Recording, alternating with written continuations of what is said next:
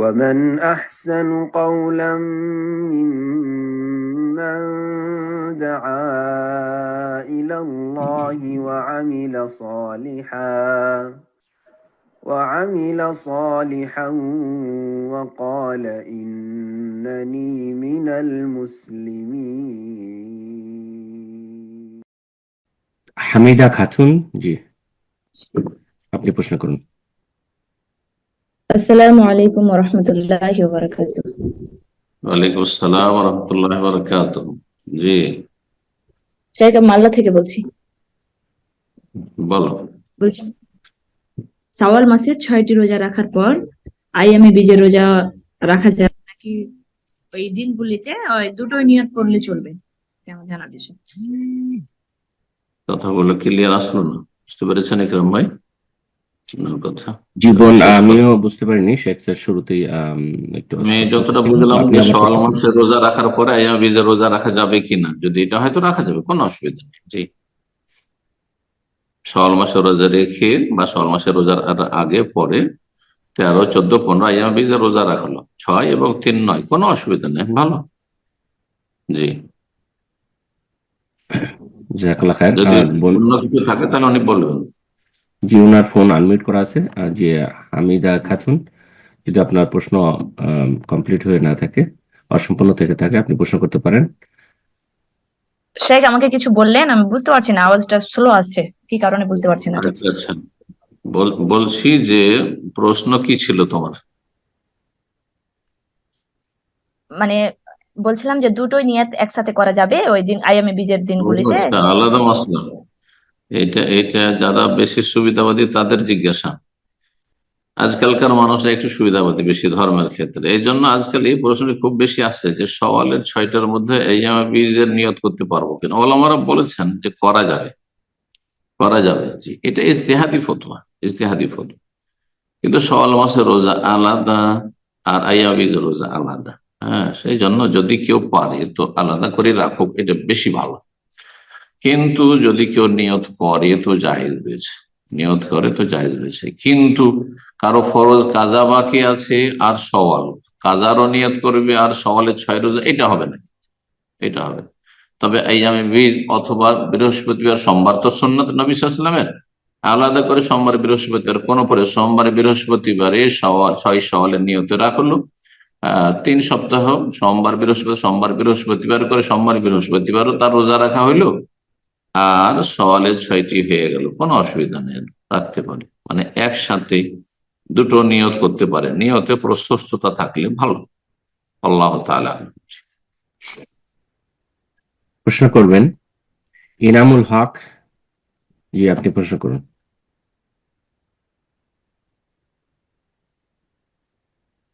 Sorry, জি ইনামুল হক, জি আপনার phone unmute হয়েছে, প্রশ্ন করুন।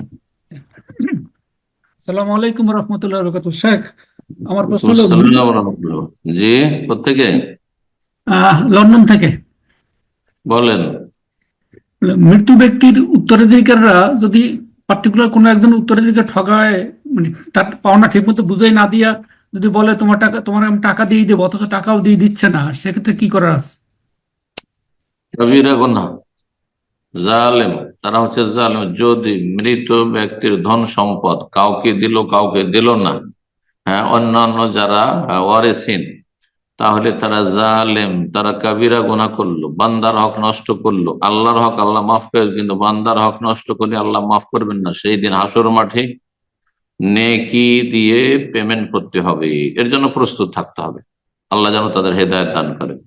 মোটেই জায়েজ নয়। ইন্নী হারামতু যুলমা আলা নাফসি, হাদিসে কুদসি, আমি আল্লাহ বলছেন যে আমি জুলমকে নিজের উপর হারাম করেছি, আমি কখনো জুলম করিনি কোনো বান্দার উপর। মা আনা বিযাল্লামিল লিল আবিদ, আল্লাহ কোরআনে বলছেন।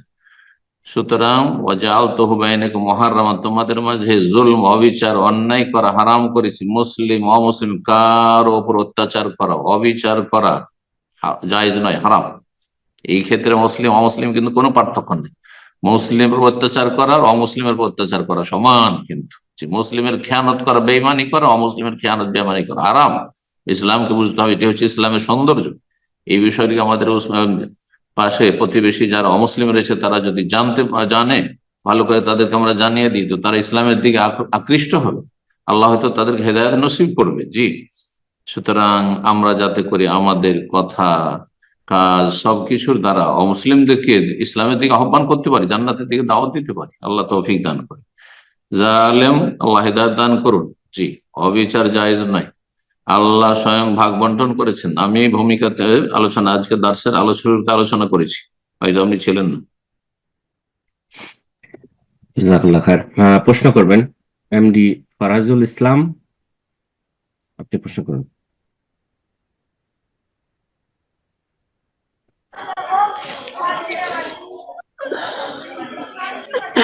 আসসালামু আলাইকুম ওয়া রাহমাতুল্লাহি ওয়া বারাকাতুহু। ওয়ালাইকুম আসসালাম ওয়া রাহমাতুল্লাহি ওয়া বারাকাতুহু। জি, শাইখ ভালো আছেন? জি আলহামদুলিল্লাহ। কোথায় বলছেন? আমি বাংলাদেশ, রংপুর থেকে। বলেন।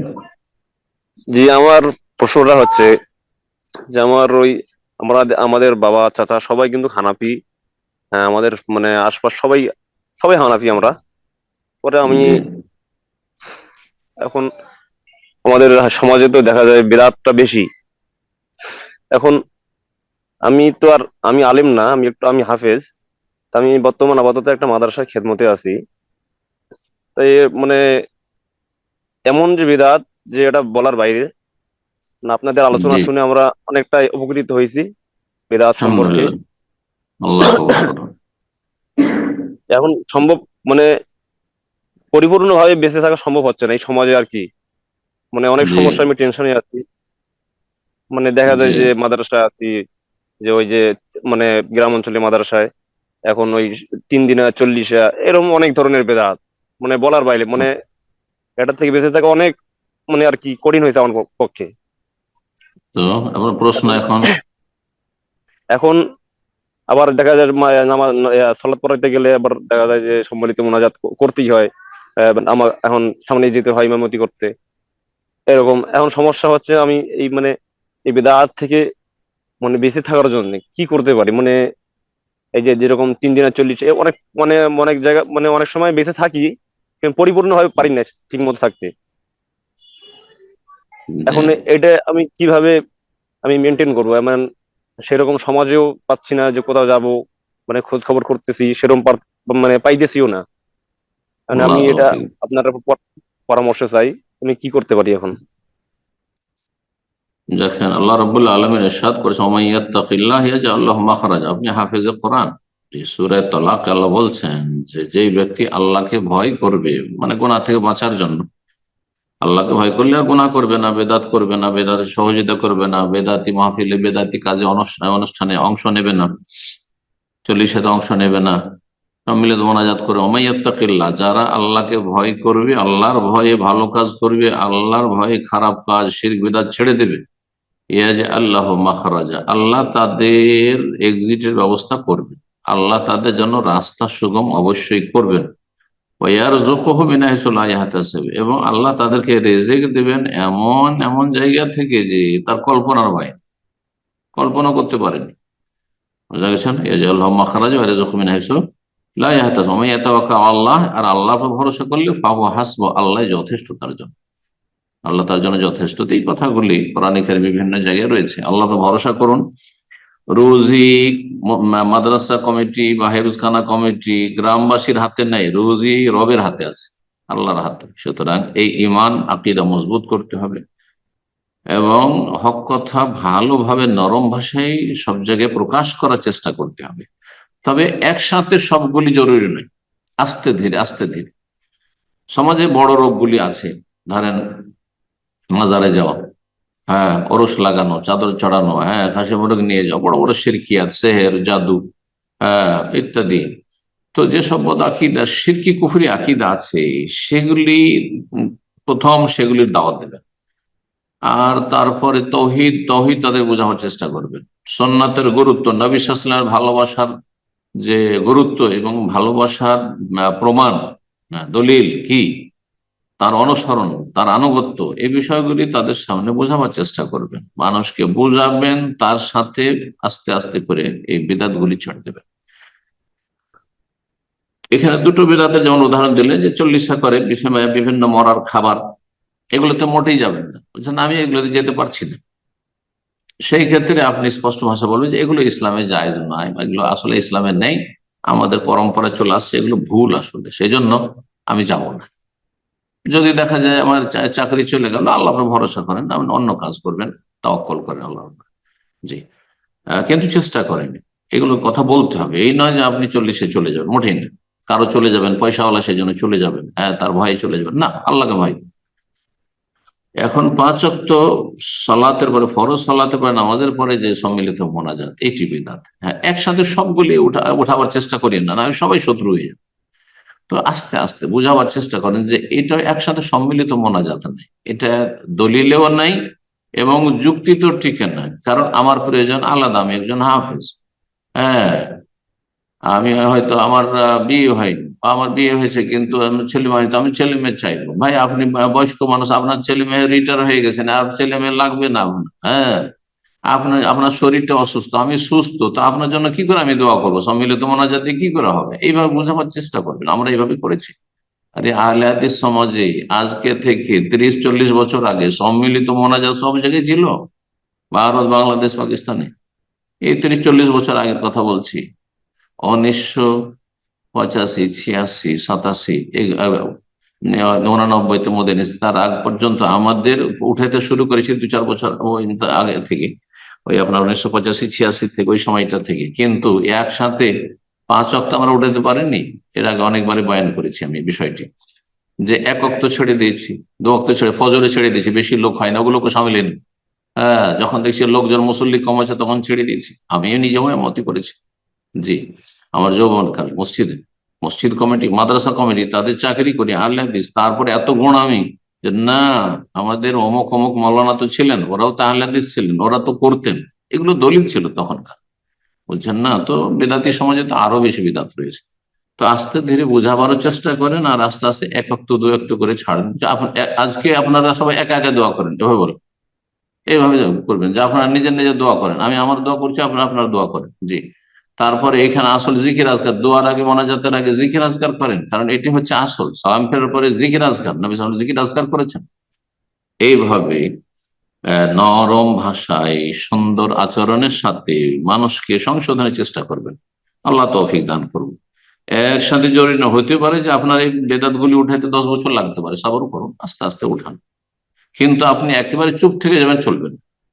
হ্যাঁ জি, শিক্ষিত মানুষ, যুবক ছেলেরা, তারপরে জ্ঞানী গুণী মানুষ যারা বুঝে, যুক্তি বুঝে, দলিল বুঝার চেষ্টা করে, একবারে গোড়া নয়, তাদেরকে একা একা বুঝান আর তাদেরকে ফেভারে করেন। এইভাবে যেমন দেখবেন যে আপোষ, তারে বলবে যে না না দোয়া করিয়েন না, বাদ দেন, না না এইসব 40-40 গ্রামে চলবেন, ওরাই বলবে, তখন ওদেরকে দিয়ে বলা হবে।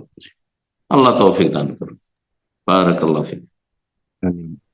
প্রশ্ন করবেন শাহরিনা। জি, আপনি প্রশ্ন করুন।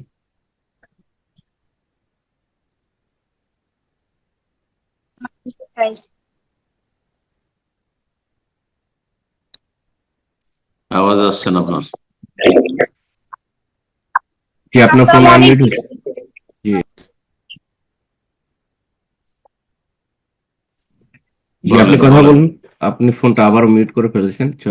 শাহরিনা, আপনার ফোনটা আনমিউট করে নিন, আপনার ফোন মিউট। জি, আসসালামু আলাইকুম ওয়া রাহমাতুল্লাহি ওয়া বারাকাতুহু। ওয়ালাইকুম আসসালাম ওয়া রাহমাতুল্লাহি ওয়া বারাকাতুহু। জি, আমি ঢাকা, বাংলাদেশ থেকে বলছি। বলেন।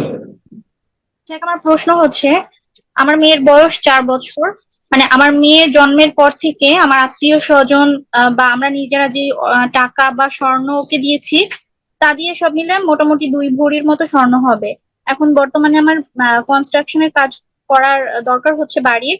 তো এটাতে কি আমি ওর এই স্বর্ণটা বিক্রি করে টাকাটা নিতে পারবো কিনা, মানে এটা কি ওর মানে আমানত কিনা আমার কাছে, মানে এটা যদি আমি খরচ করি আমার কি গুনাহ হবে কিনা, বা আমি পরবর্তীতে কি ওকে দিতে হবে বা না দিলে কি গুনাহ হবে কিনা, এটা সম্পর্কে একটু জানতে চাচ্ছিলাম শাইখ।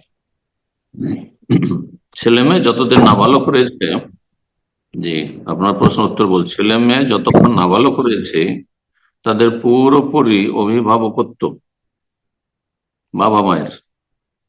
সুতরাং বাবা মা তাদের ধন সম্পদ সংরক্ষণ করবে এবং প্রয়োজনে সেটা অন্য কাজও লাগাতে পারে। তাদের আমানত, কিন্তু আমানত তারা সেটা মনে রাখবে, লিখিত রাখবে যে এটা তাদেরকে যেহেতু দিয়েছিলাম বা এই স্বর্ণটি তার ছিল।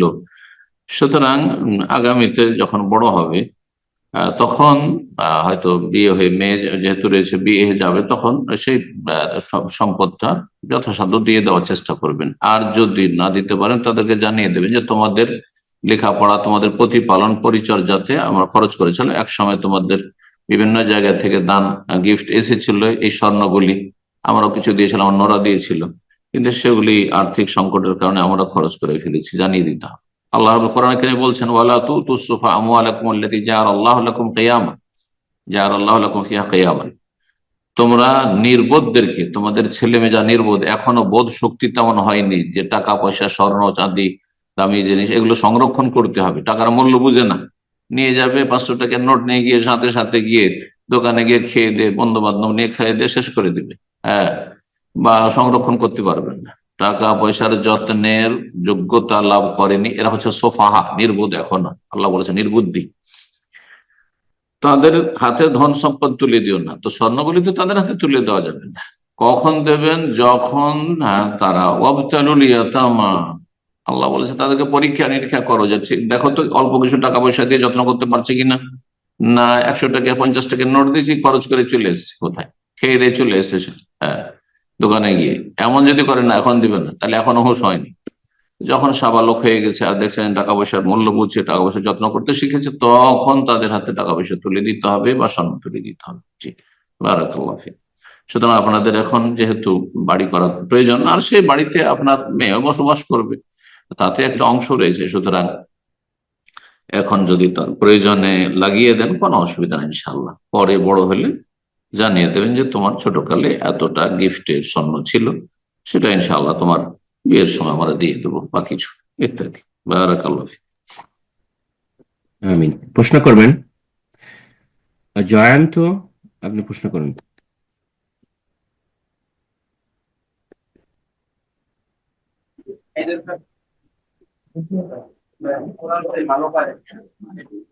আপনার ফোন আনমিউট হয়েছে, প্রশ্ন করুন। আসসালামু আলাইকুম। ওয়ালাইকুম আসসালাম ওয়া রাহমাতুল্লাহি ওয়া বারাকাতুহু। জি, আমি পটুয়াখালী থেকে বলছি, বাংলাদেশ। বলেন। আমার প্রশ্নটা হচ্ছে, আপনার ওই হাদিসে বলা আছে যে যাদের ঈমান থাকবে, ওই যে পাপী মুসলিম, তাদেরকে জাহান্নাম থেকে বের করা হইবে। তো সূরা কাহাফের 5 নম্বর আয়াতে, 105 নম্বর আয়াতে বলা আছে যে কাফিরদের কোনো আমল নাই, কিয়ামতের দিন তাদের জন্য কোনো ওজনের ব্যবস্থা করা হবে না। জি, আর সূরা মুমিনুনের 102 নম্বর এবং 3 নম্বর। তোমার এত দলিল শোনো, তোমার এত দলিল আমি শুনতে চাই না, আমি জানি সব দলিলগুলো, কিন্তু কথা হচ্ছে প্রশ্ন শুনতে চাইছি। কি প্রশ্ন তাই বলো, সাংঘর্ষিক, আমি প্রশ্ন বলো। হ্যাঁ, আমি এইটা বলতেছি, কারণ এরপরে উত্তর দিলে আমার বুঝতে সুবিধা হবে। কোনো দরকার নেই, এত দলিলের কোনো প্রয়োজন নেই। আমাকে বলে দিলে হয় যে এটা এটার সাথে সাংঘর্ষিক মনে হচ্ছে, সমান নাই, অথবা ব্যাখ্যা কি, ব্যাস প্রশ্ন করো। যে সূরা মুমিনুনে বলা হয়েছে যে যাদের পাল্লা হালকা হবে তারা জাহান্নামে যাবে, আর সেখানে তারা হবে। জানছি এসব, আমি কি জানি না? আমি আলহামদুলিল্লাহ কোরআন হাফেজ, এসব জানতে চাই না, আমি এত দলিল জানতে চাই না, আমি জানতে চাই তোমার প্রশ্নটা কি। সময় গল্প ডুবতে যাচ্ছে। কিয়ামতের দিন তো আর কি মুমিন মুসলমান বা যাদের পাপ পুণ্য আছে তাদের আর কি যে দাড়িপাল্লা ওজন করা হইবে। সূরা মুমিনুনে বলা আছে যে তারা সেখানে হবে স্থায়ী, কারণ হাদিসে বলা আছে যে তাদেরকে জাহান্নাম থেকে বের করা হবে। এই বিষয়টা আমি বুঝতে পারিনি। যাদের নেকি গুনাহ উভয় আছে, অর্থাৎ মুসলিমের জন্য দাড়িপাল্লা কায়েম হবে, কথা বোঝা গেছে? যেখানে বলা হয়েছে যে যা দাড়িপাল্লা হালকা হবে আর ভারী হবে নেকির পাল্লা, এটা হচ্ছে মুসলিম পাপিষ্ট বা মুসলিম সাধারণ মানুষ, যাদের নেকিও আছে, গুনাহ আছে, হাসানাত সাইয়্যাত আছে, তাদের জন্য।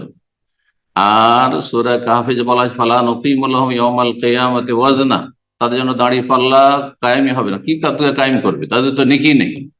যা নেকি করেছে দুনিয়াতে আল্লাহ পেমেন্ট নগদ দিয়ে দিয়েছে, আখেরাতে দেবে না তো? তৌহিদ নেই, লা ইলাহা ইল্লাল্লাহ ছিল না, শিরক করে মারা গেছে, মাজার পূজা করে মারা গেছে, তাদের ক্ষেত্রে নাস্তিক, তার জন্য ফালা নুকিমু লাহুম ইয়াওমাল কিয়ামাতি ওয়াজনা, তাদের জন্য দাঁড়িয়ে পড়লে কেমন বিনা হিসাবে জাহান্নাম। তাহলে সংক্ষেপে বলতে পারি যে একদল বিনা হিসাবে জান্নাতি, আর একদল বিনা হিসাবে জাহান্নামী, চিরস্থায়ী জাহান্নামী, আর একদল মুসলিম সমাজে যাদের হাসানাত আছে, নেকি গুনাহ উভয় আছে, তাদের জন্য দাঁড়িয়ে পাল্লা ওজন হবে। জি, বারাকাল্লাহু ফিক। আমিন। প্রশ্ন করবেন ফাহিম, আপনি প্রশ্ন করুন। আসসালামু আলাইকুম শেখ। ওয়ালাইকুম আসসালাম ওয়া রাহমাতুল্লাহি ওয়া বারাকাতুহু। শেখ ভালো আছেন? জি বলেন। শেখ আমি বাংলাদেশ আলহামদুলিল্লাহ। শেখ আমার প্রশ্ন হলো, আমাদের সমাজে অনেক মানুষ সালাত পরিত্যাগ করে, একবারই সালাত পরিত্যাগ করে, এখন তাদের বিবাহের হুকুম কি এবং তাদের সন্তানের হুকুম কি? একেবারে নামাজ পড়ে না, মাঝে মাঝে পড়ে? মাঝে মাঝে পড়ে না, একবারই পড়ে না। আর আরেকটা প্রশ্ন, একবারে 5 ওয়াক্তের কোন ওয়াক্ত পড়ে না, সেই ব্যক্তি মুসলিম নয়, এটাই ঠিক তাদের মাসলা। বিবাহের হুকুম কি তাহলে? বিবাহের হুকুম, তারা বেনামাজিকে বিয়ে করে, তাদের সাথে নামাজি মেয়ের বিয়ে হারাম, জায়েজ নয়, সংসার করা হারাম। আর যারা করে ফেলেছে তাদের কি হুকুমটা? আল খাবিসাতু লিল খাবিসিন, করে ফেলেছে, স্ত্রী যদি নামাজি হয় তার কাছ থেকে, তার সাথে বিবাহ বন্ধ থাকবেই না, সে তার কাছ থেকে বিদায় নেবে, তার সাথে শারীরিক সম্পর্ক সহবাস হারাম, জায়েজই নয়। জি, কাফেরের সাথে কোন মুসলিম নারী সহবাস জায়েজ নয়। বারাকাল্লাহু ফিক। জি, আসসালামু আলাইকুম। ওয়ালাইকুম আসসালাম। প্রশ্ন করবেন মোহাম্মদ ইব্রাহিম, জি আপনি প্রশ্ন করুন।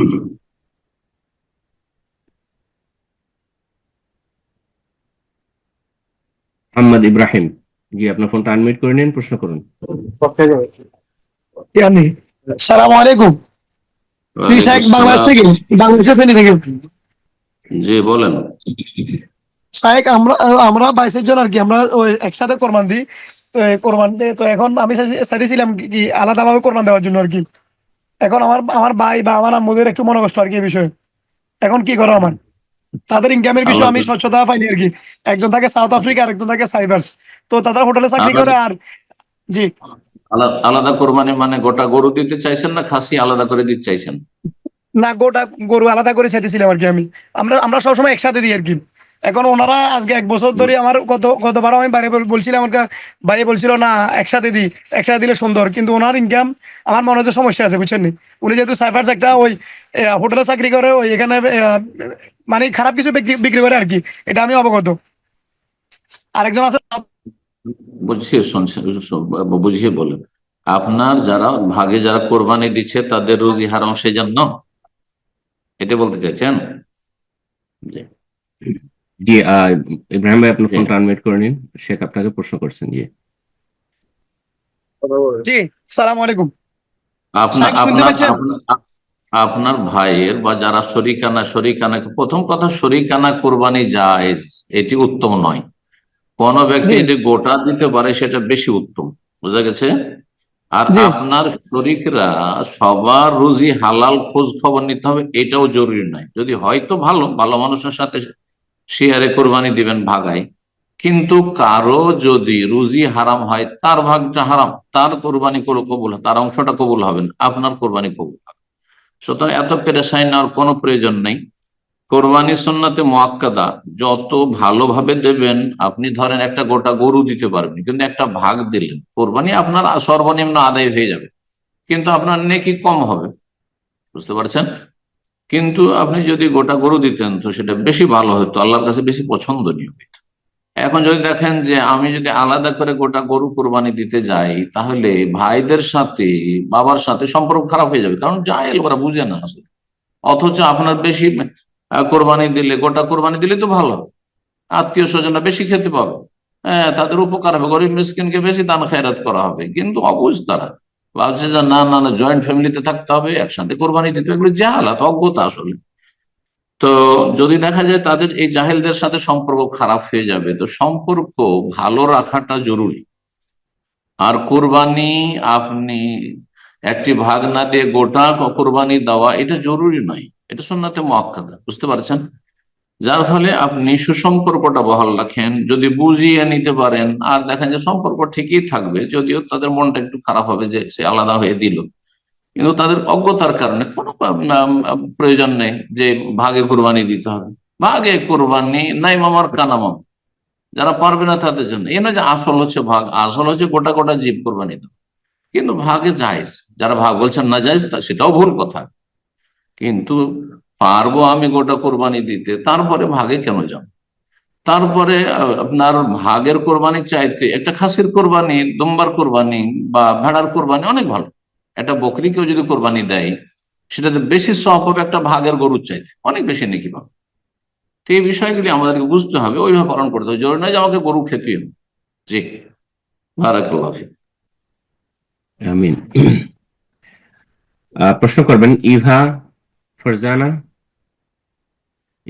ইভা ফারজানা, আপনি প্রশ্ন করুন।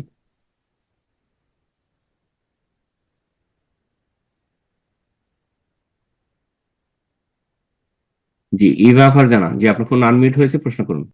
আসসালামু আলাইকুম রহমতুল্লাহি ওয়া বারাকাতুহু। সম্মানিত শেখ, আমি স্কটল্যান্ড থেকে বলছিলাম। ওয়ালাইকুম আসসালাম ওয়া রাহমাতুল্লাহি ওয়া বারাকাতুহু। বলেন প্রশ্ন। শেখ, আমাদের বাসার থেকে প্রায় 2 মাইলের মতো দূর। এখানে বাংলাদেশি কমিউনিটি যারা আছে সবাই না, এখানে মানে ঐক্যমত নেই। তারপরে আর কি একটা মসজিদ করার চেষ্টা করতেছেন ওনারা, অন্য আরেকটা মসজিদ পাশে আছে, কিন্তু সেটা পাকিস্তানিদের। কিন্তু যারা এগুলা মসজিদটা করতেছেন এরা হচ্ছে বেশিরভাগই মদের ব্যবসা আছে, বেনামাজি, মানে একেবারে বদ্দিন বেদিন লোকজন। তো এরা আর কি মানে টাকা দেওয়ার জন্য আর কি আমার হাজবেন্ডকে চাপ সৃষ্টি করতেছে। এখন কি দেওয়া জায়েজ হবে তার জন্য? আপনার হাজবেন্ড হালাল টাকা দেবেন, তাই তো? হ্যাঁ, তাহলে উনি মসজিদটা হালাল যেহেতু টাকা দেবেন, ওনারটা কবুল হবে। আর যারা হারাম পয়সা মদের ব্যবসা করে বা মদের রেস্টুরেন্টে চাকরি করে হারাম রোজগার করে যারা মসজিদে দান করবে, তারা নাকি পাবেন, তারা নাকি পাবেন না। কিন্তু আপনার স্বামীর নেকি হবে, আপনাদের নেকি হবে, কোনো অসুবিধা নেই। যেহেতু মুসলিম দেশে বসবাস করছেন, সেখানে মসজিদের অভাব রয়েছে, মসজিদ থাকা জরুরি। কারণ সেখানে যদি জুমা জামাত না থাকে, তো সেই ওই এলাকার মুসলিমরা আরো বেশি পথভ্রষ্ট হয়ে যাবে, এদিন হয়ে যাবে, খ্রিস্টানদের সাথে একাকার হয়ে যাবে। তো আল্লাহ হেফাজত করুন। মুসলিম দেশে বসবাসের যে সাইড এফেক্ট আর পার্শ্ব প্রতিক্রিয়া, ক্ষতিকর দিকগুলো রয়েছে, সেটা খুব ভয়াবহ। এই জন্য মুসলিম ভাই বোনদেরকে বলবো যে সবসময় মসজিদের কাছাকাছি বসবাস করেন। তবে মসজিদ যদি আবার শিরকি মসজিদ হয়, মাজার পন্থীদের মসজিদ, হ্যাঁ বাতিল পন্থীদের মসজিদ, তাহলে সেগুলোতে সহযোগিতা করবেন। হারাম পয়সা দিয়ে কেউ যদি হারাম রোজগার দিয়ে মসজিদে চাঁদা দেয়, তো আপনার শর্ত লাগাবার কোনো প্রয়োজন নেই। যেই ব্যক্তি হারাম পয়সা দান করে মসজিদে, তার এবং তার রবের মাঝে ফয়সালা হবে, সে আল্লাহর কাছে কিছুই পাবে না। হারাম পয়সা আল্লাহর সান্নিধ্য লাভ হয় না, নেকি হয় না। আপনি যে টাকাটা দেবেন বা আপনার স্বামী যেটা দেবেন সেটা হালাল, সুতরাং আপনি নেকি পাবেন। হ্যাঁ, তো এইরকম মসজিদে সহযোগিতা করুন। জি, বারাকাল্লাহ ফিক। কিন্তু শিরক বিদআত হবে ওখানে। ধরেন ওখানে করে বলা হবে যে ওলি আউলিয়া আলেমুল গায়েব হাজির নাজির, নবী আলেমুল গায়েব হাজির নাজির, ওনারা দিতে পারেন, দরগাহে যাবেন, ওরসে যাবেন, তাহলে এইরকম মসজিদে চাঁদা দেওয়া মোটেই জায়েজ নেই। জি, মোটেই জায়েজ নেই, কারণ সেখানে আল্লাহর ইবাদত হবে না।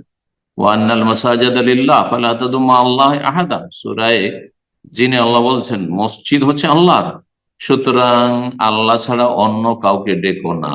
তো আল্লাহ ছাড়া অন্যকে ডাকার জন্য, অন্যের কাছে সাহায্য চাওয়ার জন্য, অন্যের দিকে আহ্বান করার জন্য, শিরক বিদআতের দাওয়াতের জন্য কোন মসজিদ যদি কথিত মসজিদ প্রতিষ্ঠিত হয়, তো সেখানে সহযোগিতা জায়েজ নয়। জাযাকাল্লাহ খায়ের শেখ। জি ওস্তাদ, জানতে চাচ্ছিলাম, মাগরিবের সময় তো হয়ে আসছে, তো আপনার সময়ের কি অবস্থান? আমরা কি কন্টিনিউ করবো না এখানে? 5-7 মিনিট চালান, চলবে, সমস্যা নেই। ইনশাআল্লাহ, ঠিক আছে ইনশাআল্লাহ। তো আমরা কন্টিনিউ করি, আর দুই একটা প্রশ্ন হয়তো নেওয়া যাবে। তো আমরা এই পর্যায়ে প্রশ্ন নেব। প্রশ্ন করবেন সাজিয়া। জি, আপনি প্রশ্ন করুন।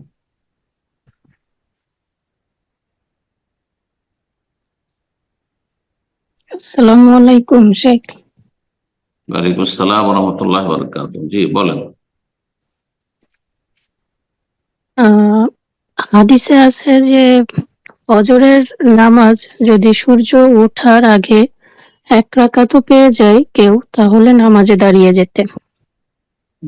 তো এক্ষেত্রে ফজরের নামাজ যদি ওরকম সিচুয়েশনই হয় যে না এক রাকাতই পাওয়া যাচ্ছে, তো নামাজে দাঁড়িয়ে গেলাম, তো নামাজ পড়লাম, তো নামাজ পড়া শেষ করে তখন আসলে আত্তাহিয়াত, দুরূদ শরীফ বা দোয়া মাসুরা পড়ে সালাম ফিরিয়ে বসে অপেক্ষা করে পরে এক রাকাত আদায় করব, নাকি আসলে না, না, পদ্ধতিটা কি সেক্ষেত্রে?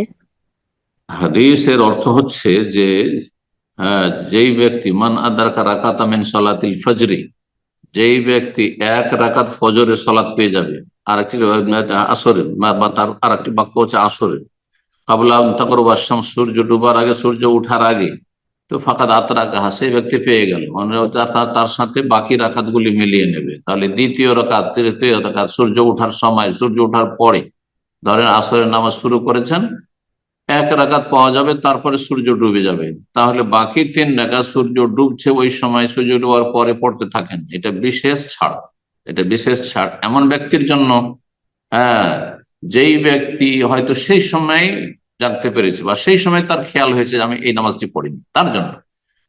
এমন ব্যক্তির জন্য নয় যে এই ব্যক্তি অবহেলা করে, গাফিলতি করে, নাকে তেল দিয়ে ঘুমাইতে থাকলো, আচ্ছা উঠছি, এক রাকাত পাবো মাগরিবের আগে, অথবা সূর্য ওঠার আগে এক রাকাত পেলেই কাজ চলে যাবে, না, সে গুনাহগার।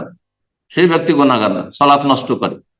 সেই ব্যক্তি হচ্ছে আল্লাযীনা আন সালাতিহিম সাহুন, যারা নামাজে উদাসীন, তাদের জন্য ওয়াইল নামক জাহান্নাম রয়েছে, দুর্ভোগ রয়েছে। ফাওয়াইলুল লিল মুসাল্লিন, এসব মুসল্লিদের জন্য ওয়াইল নামক জাহান্নাম রয়েছে। কিন্তু যারা ওজোর বশত, ঘুম ভাঙেনি, ঘুম ভেঙেছে, তাদেরকে ওযু করতে করতে দেখছে যে এখন এক রাকাত হবে, তার মানে 3 মিনিট আছে, হয়তো এক রাকাত পড়তে পারবো হয়তো, তাহলে বাকি রাকাতটি সূর্য ওঠার সময়, সূর্য ওঠার পরেও পড়ে নেবে, কোনো অসুবিধা নেই। বলেন অন্য কেউ। জি, জাযাকাল্লাহ খায়ের। প্রশ্ন করবেন মোহাম্মদ শরীফ, বাংলাদেশ, ঢাকা থেকে। জি, আপনি প্রশ্ন করুন।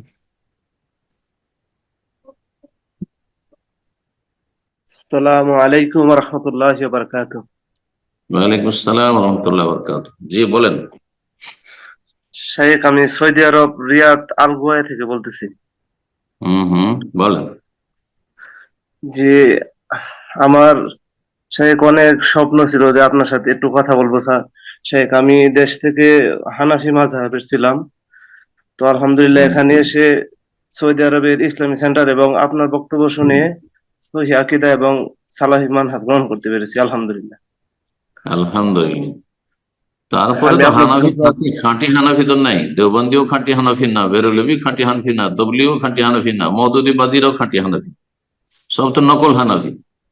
জি আসল শাইখ। হানাফি তো আবু হানিফা, আবু ইউসুফ, মোহাম্মদ, হ্যাঁ, ইমাম তাহাবি, হ্যাঁ, এরা হচ্ছে মোল্লা আলী কারি, এরা হচ্ছে খাঁটি হানাফি, বুঝতে পারছেন? যারা জি শাইখ। ফিকহি মাসলাকে আবু হানিফার তরিকার উপরে হয়তো ছিল, কিন্তু তাদের আকীদা ছিল সালাফি আকীদা, সালাফি আকীদা। আর কেউ আশারি, কেউ মাতুরিদি, কেউ সুফি, আর কেউ হচ্ছে আপনার খারেজি, আর তা সবগুলিকে বলবেন হানাফি। না, এরা আসলে প্রকৃত হানাফি না, বিষয়টা বুঝতে হবে। প্রকৃত হানাফি আজকাল খুব কমই আছে। জি শাইখ, আমার প্রশ্নটা হচ্ছে শাইখ, আলহামদুলিল্লাহ আমি এখানে যে নামাজ পড়ি, মসজিদের যে ইমাম সাহেব উনি কওমি মাদ্রাসায় পড়ালেখা করছে, তো ওনার সাথে আমাদের তো আকীদায় অনেক বড় ধরনের তফাৎ আছে। তো আলহামদুলিল্লাহ আমি বলি মানে অনেক ওনার সাথে কথা বলতে বলতে এক সময় যে উনি হচ্ছে আপনার আল্লাহ সর্বত্র বিরাজমান, এই আকীদায় বিশ্বাসী। তো আমি বললাম যে না, আল্লাহ হচ্ছে আরশের উপরে, এই ব্যাপারে 7টা আয়াত আছে ওই কোরআন মাজিদে এবং অসংখ্য হাদিসও আছে, কিন্তু উনি এ কথা ধরে মানতে রাজি না। এখন শাইখ আমার প্রশ্ন হচ্ছে যে আমি কি ওনার পিছনে নামাজ পড়লে কি আমার নামাজ হবে? না, নামাজ হবে না। যে ব্যক্তি বলছে আল্লাহ সর্বত্র বিরাজমান, সেই ব্যক্তি কাফের, কুফরি আকীদা, তার পিছনে নামাজ হবে না। জি, ওর নিজের নামাজ হয় না, তো আপনার কি করে নামাজ হওয়ার পিছনে? নামাজ হওয়ার ক্ষেত্রে, ইক্তেদার ক্ষেত্রে ওলামাদের কথা হচ্ছে যে মান সাহাত সলাত ও সাহাত ইমামাত, তার নিজের নামাজ যদি ঠিক হয়, শুদ্ধ হয়, তাহলে তার ইক্তেদা করা যাবে, মানে তার ইমামতি জায়েজ, আর তার অনুকরণ করা যায়, তার পিছনে মুক্তাদি নামাজ পড়া, তারই তো নামাজ হবে না। যে বলে আল্লাহ সব জায়গায়, কুফরি আকীদা। আল্লাহ হিদায়াত দান করুন, তার অনিষ্ট থেকে রক্ষা করুন। জি, অন্য মসজিদ খুঁজে না, আশেপাশে একটু দূরে হলো। জাযাকাল্লাহ খায়ের। আজকে সর্বশেষ প্রশ্ন নেব, প্রশ্ন করবেন তাসলিমা। আপনি প্রশ্ন করুন। আসসালামু আলাইকুম। ওয়ালাইকুম আসসালাম ওয়া রাহমাতুল্লাহ। জোরে জোরে বলেন। জি শেখ, আমার প্রশ্ন হলো, আমার বাবা যদি কাউকে ভয়েস করে বলে যে আম, শখ করে মেয়েকে বিয়ে দিলাম বা দিচ্ছি, এ কথা বললে কি কোনো সমস্যা হবে? শখ করে বিয়ে দিয়েছি মানে? মানে যদি কাউকে যদি এমনি বলে আর কি যে মেয়ে বিয়ে দিছি বা দিলাম, এটা ভয়েস করে যদি কাউকে বলে তাহলে কি এটা সমস্যা হবে? কোনো সমস্যা নেই, ছেলে মেয়ের বিয়ে দিয়েছি বলতে কোনো অসুবিধা আছে? কোনো আপত্তি নেই শরীয়তের দৃষ্টিতে। উদ্দেশ্য কি বলা? জানানো যে আমি মেয়ের বিয়ে দিয়েছি, এটাই না আর কিছু? আনমিউট করে নিন। কোনো অসুবিধা জি না হয়তো, জি যে আব্বু আপনাকে তো প্রশ্ন। জানে না যে শরীয়তে ইয়ে আছে যে যে সিরিয়াসলি করে বললে এই কথা হয়ে যায়, মানে ইয়ে করলে বললে হয়ে যায়। যদি এই কথা যদি আব্বু বলে, এটা কি কি বললে? কি বললে? মানে আব্বু তো জানে না যে এই কথা বললে যে সিরিয়াসলি যে হয়ে যায় ইসলামী কেন শরীয়ত। শিরক হবে? ও তো সংবাদ দিলে যে আমার মেয়ের বিয়ে দিয়েছি, বিয়ে না, দেওয়ার পর না বলছে। উস্তাদজি আসলে যেটা প্রশ্ন করতে চাচ্ছে বুঝতেছি, হয়তো তার বিয়ে হয়নি, কাউকে হয়তো বলে দিল যে আমি বিয়ে দিয়ে দিলাম, বা এরকম ধরনের বিয়ে না হলে এটা কি ও বিয়ে হয়ে যায় কিনা এটা বলতে চাচ্ছে হয়তো। জি, এরকম বয়স করলে আর কি বলছিল। ভয়েস কলে, মানে ভয়েস কলে। ভয়েস কলে বলছে তো, তোমার বিয়ে হওয়ার পরে না বলছে? তা আমার মানে ইয়ে মানে আব্বু জানে না যে আমার মধ্যে আর আমার ইয়ের মধ্যে যে ডিভোর্স হয়ে গেছে আর কি। ও, তোমার ডিভোর্স হয়ে গেছে তারপরে বলছে বিয়ে দিয়ে দিছি? হ্যাঁ, আচ্ছা, বিয়ে এখন দিয়েছিল তারপরে মিথ্যা কথা বললো, কিন্তু তার মিথ্যা বললে তো শিরক হয় না, মিথ্যা বললে মিথ্যার গুনাহ হবে, তো না, শিরকের শিরিক মতো কথা করবে না। বলতেছি না, মানে ইসলামী শরীয়তে আছে না, মেয়ের বাবা কাউকে যদি বলে যে মেয়ে বিয়ে দিলাম, এর কথা বলতে যে বিয়ে দেওয়া হয়ে যায় আমি এই জন্য। দিলাম নিয়ত করে বলবো না যে তোমার সাথে বিয়ে দেন, তাহলে না বিয়ে হবে। এমনি আমি আমার মেয়ের বিয়ে দিয়েছি, তো কার সাথে দিয়েছি, তেমনিতে বিয়ে হয়ে যাবে? এটা তো পাগলামি প্রশ্ন হলো। তখন হবে যদি কোনো ছেলেকে উদ্দেশ্য করে বলে যে আমার মেয়ের বিয়ে তোমার সাথে দিলাম, আর তারপরে ছেলেটা বলে যে আমি কবুল করলাম, তখন ওর স্ত্রী তুমি হয়ে যাবে। আর এমনি একটা ভয়েস কলে কাউকে বলছে হ্যাঁ আমি আমার মেয়ের বিয়ে দিয়েছি, কার সাথে বিয়ে দিয়েছি, এমনিতে বিয়ে হয়ে যাবে, এত সস্তা হয়ে গেল? না না, এগুলো ভুল ধারণা আছে। জি, জাযাকাল্লাহ খায়ের বারাকাল্লাহ। উস্তাদজি, বারাকাল্লাহ ফি হায়াকাল্লাহ। তো ইনশাআল্লাহ শেষ এখানে করবো? শেষ করা যায়। জি ইনশাআল্লাহ, সময় তো হয়ে গেল মনে হয়। জি আচ্ছা, আচ্ছা, জি, বারাকাল্লাহ ফিক। জাযাকাল্লাহ। জাযাকুমুল্লাহ খায়ের। যেসব ভাই বোন আমাদের সাথে থাকলেন, আল্লাহ তাদেরকে জাযায়ে খায়ের দান করুন, আল্লাহ তাদের ভালো করুন। আর যারা ব্যবস্থাপনায় রয়েছেন আমাদের ভাইরা, আল্লাহ সকলকে উত্তম প্রতিদান দান করুন।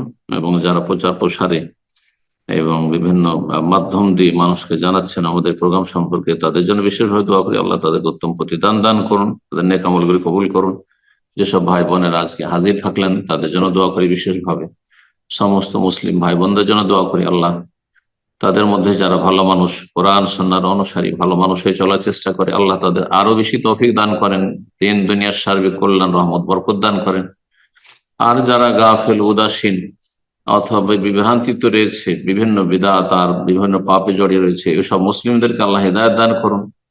এবং যেসব মজলুম মুসলিম ভাই বোন তাদের আল্লাহ সাহায্য করুন, ফিলিস্তিনের মুসলিম ভাই বোনদের আল্লাহ সাহায্য করুন এবং তাদের পাশে মুসলিম উম্মাকে দাঁড়ানো তৌফিক দান করুন।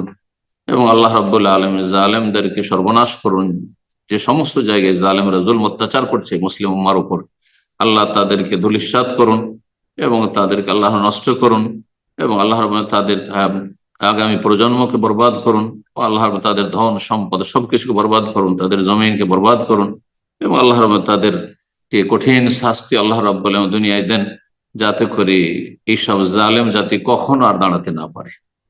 সুবহান রাব্বিকা রাব্বিল ইজ্জাতি আম্মা ইয়াসিফুন ওয়া সালামুল মুরসালিন ওয়ালহামদুলিল্লাহি রাব্বিল আলামিন।